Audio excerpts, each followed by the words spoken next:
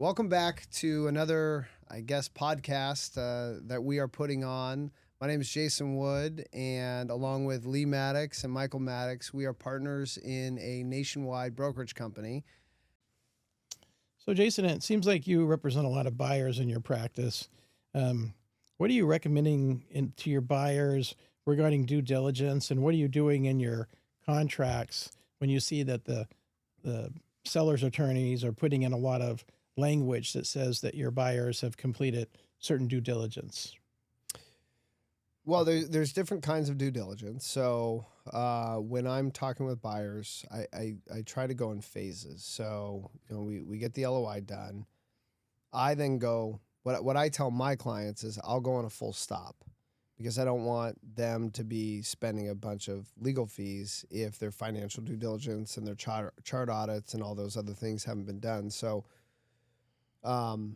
what I want them to do is I want them to spend some time in the office. Some people don't spend enough time. Some people spend too much time, but basically pulling 25 to 50 charts. I want them to analyze the charts. I want them to analyze the patient treatment. Do they believe in the philosophy? Are they more aggressive? Are they less aggressive? Can they sign on to how this seller has done things? Because if they're grossly different than the seller, especially if they're more conservative, then it's an issue. It's a concern that we have to deal with because they're buying a practice that doesn't fit who they are. So that's one aspect. Another aspect, financial due diligence. A lot of people ask me, well, do I really need a CPA? And the answer is the vast majority of the time, yes. Now, if we're looking at an underperforming practice that's doing $300,000 and we're really buying it because of the location and we're buying it because it's cheaper than a startup, maybe we don't need a CPA, but I do still believe that you need a CPA moving forward. So I might be open to that, but the vast majority of the time I want a CPA analyzing because one, most dentists don't understand the financials. Two, the P&L and the tax returns aren't really painting the entire picture. Things like bank deposits, other issues can sometimes disclose issues that can't be found on a P&L or tax returns. Oftentimes, I shouldn't say often, there have been instances where a seller has deposited $150,000 from their personal account into their business account and claimed it as revenue in a way of puffing up numbers. And so please understand that doesn't happen a lot. But these are things that CPAs will hopefully be picking up on. They'll be picking up on, well, this lab expense is 9%. That is not, and I'm talking dental CPAs that understand this industry. It's 9%. Historical is this. Why is it like that? Well, if you, the buyer, don't have that information, that's important. That's a question that you need to ask and find out and be knowledgeable of, because it very well may be that they're doing, a lot of implants, or they're doing some complex cases that you might not know about. But it may also be that they're just paying way too much for their lab. And so either way, that's an important data point for you, because if they're paying too much for their lab and you can find a better or same lab but at a cheaper price, you've just made more money, put more money in your pocket when you become the owner. So those are types of things. So you have financial due diligence, you have your own chart audits, your patient due diligence, the legal due diligence. We analyze the lease. We analyze if there's associates in the practice as to whether or not they have a written agreement. There are about 30 reps and warranties that we will be adding into the purchase agreement that deals with how this seller has run, managed, operated the practice. And so all of these are meant to extract information from the seller. I put in a provision that says that the seller doesn't waive co-payments. Well, Do I really care if the seller is waiving copayments for friends and family every so often? No.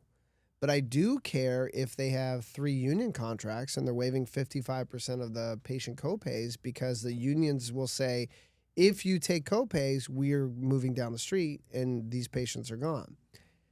I'm not the one wearing the white wig. I don't that's not my job. My job is to find that.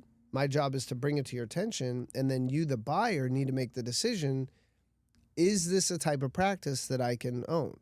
Are you comfortable with the unions dictating that you have to waive copayments in order to continue receiving their members? And that's totally fine. If you're up for that, then great, wonderful.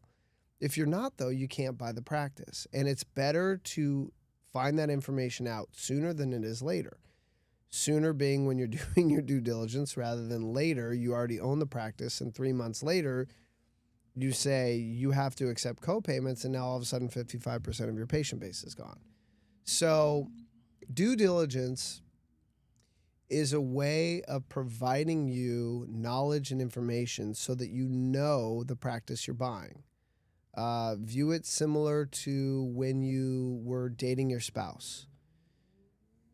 Every interaction that you had, every date that you went on, every car ride that you went on, there was more information that you as an individual had to sift through as to positives and negatives for entering into this relationship, more and more, to eventually where you said, you know what, this is a relationship that I can spend the rest of my life in. But you didn't just jump into marriage the first date. So I view it similar. It's meant to determine whether or not who you are. Because remember, it's an important part as to who you are as a dentist in this particular practice. It's not just who the seller is and what the seller did. It's how both of you coalesce into, does this make sense for you as an owner dentist? And so then you make the decision after you have all these due diligence. And please understand, buyers, there will never be a perfect practice, ever. There will be warts, just like there's warts in your relationship with your wife or your husband. You have to, in the totality of the circumstances, is this a practice that I can be better off in? Who I am I going to be able to be successful in this practice? Just like who I am I going to be successful in this relationship with my spouse? I view them the same. So I don't know. I hope that answered. Yeah. So Michael, do you find that most buyers are doing due diligence? When does the due diligence starts? How do you manage that? What can a seller expect the buyer to do in due diligence, and kind of break down the different steps and the timelines? After a buyer has their offer accepted, we usually don't start due diligence until they have loan approval, right? That's the physical due diligence. But in that 30 days, we usually give them to get loan approval. We're providing access to P&Ls, tax returns, updated documents, whatever they need to help them make their decision, and whatever the lender needs, or CPA.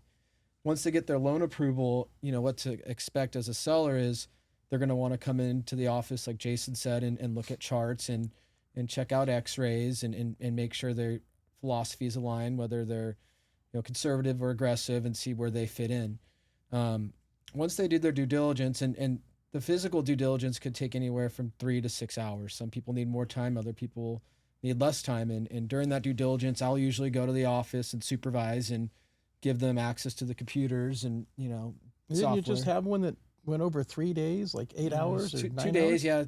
2 4-hour sessions, but Holy cow. we want the buyer to be confident, and it's a big decision, right? So take the time you need, and we'll schedule and make it work for you. Once you do your physical due diligence, we urge them to get an equipment inspection. So again, that's after hours or on the weekends, and the buyers are more than welcome to be there, but a lot of times they'll just be an equipment specialist, and I'll open the door and I let them do their thing, and I for confidentiality for the seller, we urge them to make sure that everything's in the same order as when they got there, and not to leave anything behind to give away, sign that they were there, which happened in one of our transactions where equipment specialists left their notebook there and the staff found it. And that's also our error for not catching that. So we're not trying to hover over people, but we also have to be aware of what's going on. And once they do that, it's kind of in the lawyer's court to figure out the asset purchase agreement and get that all figured out. And once everything's done, we hope for a smooth transition, right? So it could be a little burdensome. There's going to be a lot of questions for the sellers, and it's okay. You just need to make yourself available to answer those questions. When they're using a consultant or an accountant, what percentage of the time are you seeing that they want to have their person they're working with remote in versus come into the practice? Yeah, it depends. I personally like the remote in better because I just can go in and give them access and supervise from the computer. Are you there when they remote in? I am, yeah. So I sit at the computer and I give them access to the computer. Then I sit back and watch them do their thing. And do you make them sign a business associate agreement or some other protective mechanism? Some of them. I mean, if we've worked with them over and over again, no, but yeah, at least once. Yeah, part of the secondary NDA allows them to share that information with their lender and their consultant, and those parties are pretty good about. Well, they're very good about keeping the information confidential, and but yeah, most of the time it's remote. But sometimes they'll have their consultant come in, and sometimes the consultants want the seller to be there, and some sellers want to be there and others don't. So. Yeah, sometimes when the consultants come in, it can come off as adversarial. So we have to, try to set the expectation with the seller that it's a fishing expedition, like a deposition. Like they're not. Well, that's a great way. I'd never have told a client that, but that makes so much sense. They're just trying to get as much information. I think it's kind of a liability thing. They're trying to kick their liability down the road a little bit by asking the question in front of the doctor with the buyer there, so they can say, we talked about it. But there's some things that come out of it that, some questions that, not being a consultant, I would never think of. So I think there's value to it. I will say this, from my perspective, with the lawyer hat on, I want the buyer to do a ton of due diligence. And I really tell the seller that. We want a buyer that comes in and has a consultant, has an accountant, has an equipment person, and spends time analyzing the practice. And if that happens and they have a problem later, they're going to have a hard time suing the seller. And my job as a lawyer and my job as a broker is trying to minimize liability. And so, we're going to disclose what we have to disclose. We're going to be as transparent as possible. And we want the buyer to do complete due diligence. And if the buyer has a problem, then that's on the buyer. Now, I've been an expert witness before where, they've asked me a lot of questions about what the legal document said. Like, did the buyer do due diligence? And my answer would be, I don't know. But the document says they signed the document. The document said they reviewed the financial records. They inspected the equipment. They inspected the premises. Mm-hmm. They had an opportunity to get information. We gave them all the information they asked for. And now, doesn't mean you win, but if the buyer does a lot of due diligence, they sign a document that says their due diligence, it's very good for the seller to minimize liability. Now, it doesn't help the seller if there's fraud. So if the seller is intentionally misled or modified the computer or misrepresented, like you said, by bringing cash from outside sources in, things like that, where there's been a fraud or a direct misrepresentation, it doesn't matter what you put in the representations and warranties for buyers. It doesn't matter that they did a lot of due diligence. If they were deceived, then it's fraud, and the seller is going to lose. But I try to pick my clients better than that. I'm very careful selecting people that I want to work with, and we like to meet our sellers before we sign a listing. We want to work with people that are like-minded, that do the right thing, that care for their patients, and we're going to work hard to sell their practice and make it a very personal experience. We want to make sure we're working with people that we like. And so I don't think I have any of my clients that I know knowingly have done any fraudulent transactions. Now, that doesn't mean they haven't waived co-payments or they don't have a senior citizen discount or they haven't inadvertently, made a mistake where they said that they had a certain crown made and a different crown was delivered. Some of those things can happen inadvertently, but intentional fraud where you're misrepresenting,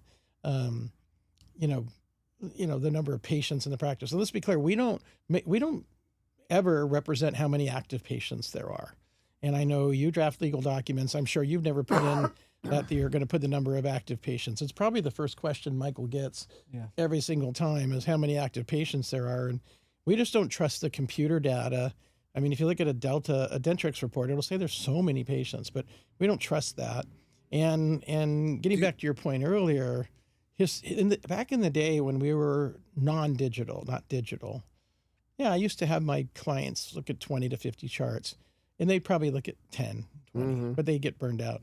I find that now that it's computerized, they look at less. Like it's not as, it should be intuitive and it should be easy, but moving around from the chart to the x-ray back to the treatment plan, I don't think there's a fatigue factor there that's much more than just turning pages, right? So I think that there's less due diligence up front looking at the computers. But like Michael recently had a doctor come in for two 4-hour sessions, and we had to explain to the seller, that's good. We want that doctor to be comfortable, and the doctor communicated us in the last 24 hours that they're comfortable with their due diligence and they're ready to move forward. So that's where we're really on that issue. I just had a client who, while he was looking at records, was texting me going, this seller is such a bad dentist, and was like sending me pictures. I'm like, okay, well, I'm an attorney.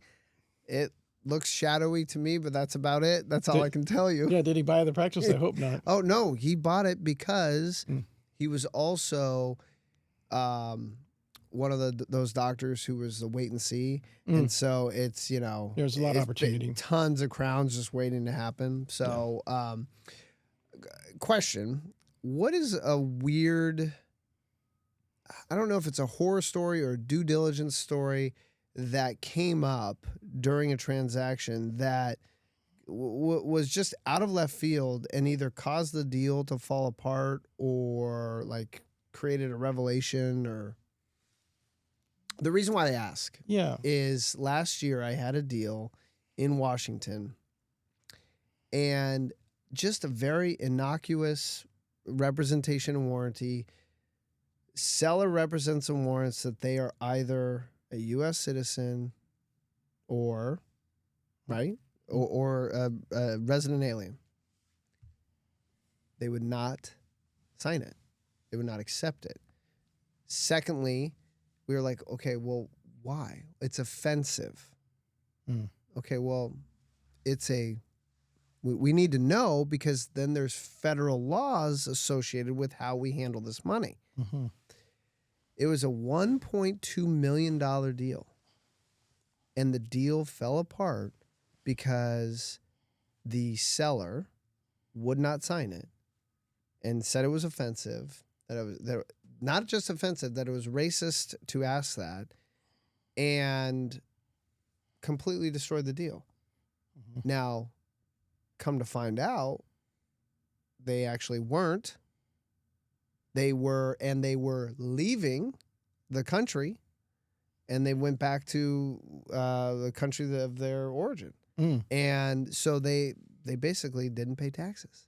They just took and went. And I don't know how, still to this day, because we pulled out, I don't know how that transaction went forward. And nobody got in trouble. Yeah. So anyways. Yeah, so I guess, so due diligence is also on the broker side too, you know, on the lawyer side too, checking to make sure that the corporations are, valid, legal, Right. They're not suspended or forfeited. So that happens on a lawyer level, and that protects both sellers and buyers so that, we know who the parties are that we're dealing with. We've done due diligence where we reviewed on our side, the due diligence to see who our buyer is, and we found things in the dental board where they've been arrested for different things or done things that, are not, the things that you would want to know if you're going to bring them in to buy your practice. In the reverse, you want to know if your seller's, a thief and stole stuff, do you think that seller is going to be handling the financials of the practice the right way and billing properly? So like if you were to buy a practice and the seller has a dental board complaint, for fraudulent billing practices, Right. then that's a red flag. Now, I'm not saying every attorney is looking up, or are they responsible for looking up the dental board records on people, and I'm not saying that every attorney is looking up to see if their corporations are intact. But a lot of transactions, escrow companies are running Correct. that, getting a certificate of good standing. And that's one of the reasons to use escrow, because escrow will do those things naturally. So those are some of the things that happen. I mean, probably the worst thing that could ever possibly happened when I was running another company, and the situation happened where the doctor didn't back up the computer, and when the person got on the computer, they lost all the data of the practice. So we're very careful not to let just anybody on the computer, and we're always there when it happens, and we very much control that environment, because if somebody's going places where they shouldn't go on the computer, or could cause it to fail, it's catastrophic. It took our seller 3 months and thousands of dollars to go back to the last backup, and unfortunately, as usual, the backup didn't work for 2 or 3 months, so they had to take day sheets and rebuild it. So I think that's kind of a horror story, unfortunately. We've had situations where there's a break in the financial reporting. So we'll see somebody change from Dentrix regular to Dentrix cloud, and now the numbers aren't matching up.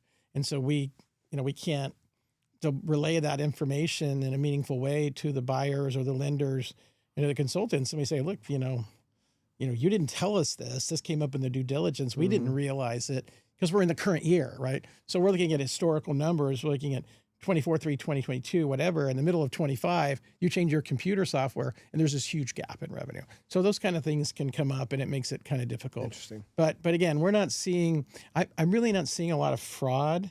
It's funny. I got a call from a litigation attorney today, and he said, "Gosh, you haven't referred anything in a while."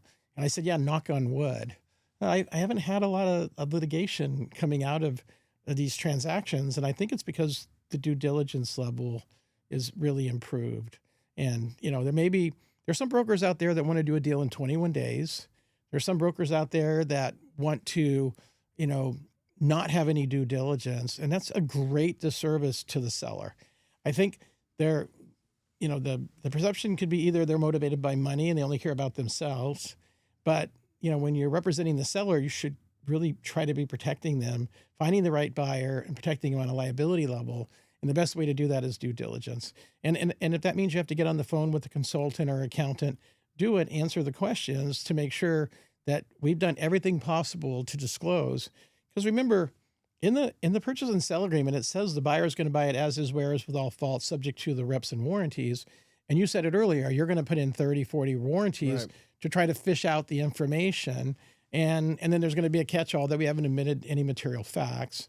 And so, you have to balance that with their due diligence. So if they do all their due diligence, and like you said, they've compared the bank statements with the tax returns, with the production and collection reports, with P&Ls and tax returns, and everything is kosher, then the chance of having that problem come back and bite you is much lower. And as a broker, I don't want somebody coming to me saying we made a misrepresentation. Right.